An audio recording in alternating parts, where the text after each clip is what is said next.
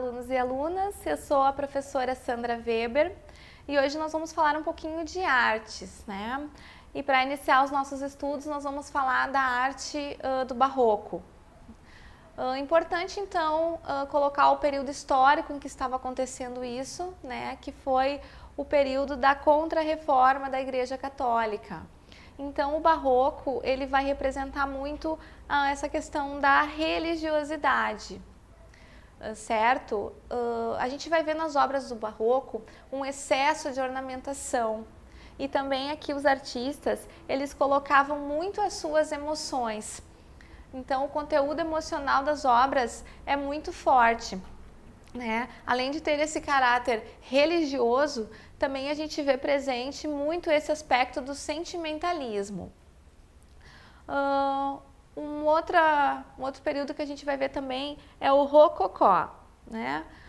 O Rococó, então, ele foi um período muito marcado por refinamento e delicadeza, né? Um período que retrata a nobreza europeia.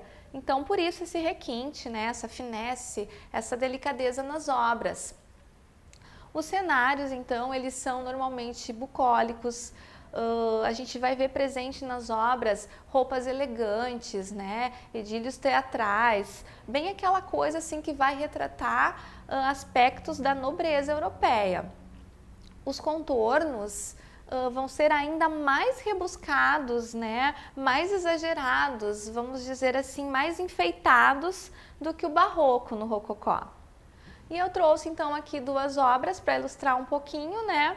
Uma obra feita no barroco e a outra obra do rococó para a gente dar uma comparada e dar uma olhadinha. Na apostila de vocês, vocês têm também outras ilustrações para vocês entenderem um pouquinho o que foi a arte barroca e o que foi a arte do rococó. Passando adiante então, nós vamos falar sobre o neoclassicismo, né? E como o pensamento do homem mudava, né? Mudava também a maneira de fazer arte. E o neoclassicismo surgiu então em oposição ao barroco e ao rococó, né?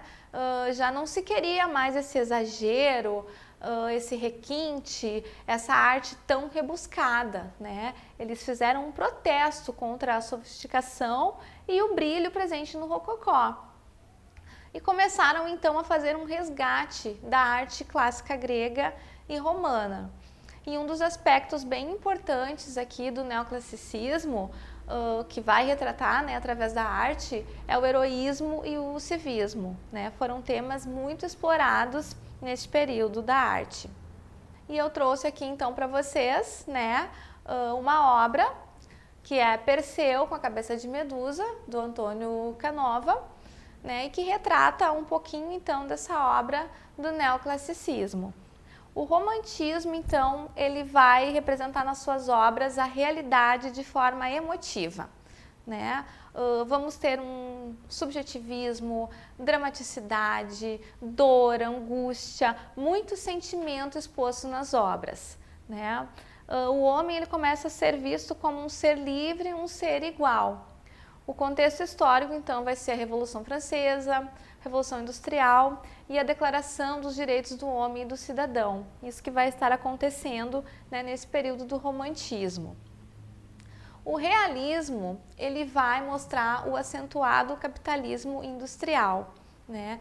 Então, a espiritualidade, o misticismo e a religiosidade vão dar espaço para uma objetividade mais científica e mais crua, né? Vai ter então uma representação do mundo de maneira documental, né? No realismo então vai começar novamente a mudar o pensamento, se largar um pouquinho então essa questão do sentimento e vai se ver o mundo mais de maneira racional. Duas imagenzinhas então para ilustrar para vocês ali uma obra do romantismo e uma obra do realismo. Por hoje então seria isso, né? Dei uma lida na apostila, nesses aspectos que a gente viu hoje, lá vocês vão ter mais detalhes. Estudem para a prova, espero ter contribuído um pouco com os conhecimentos e até a próxima!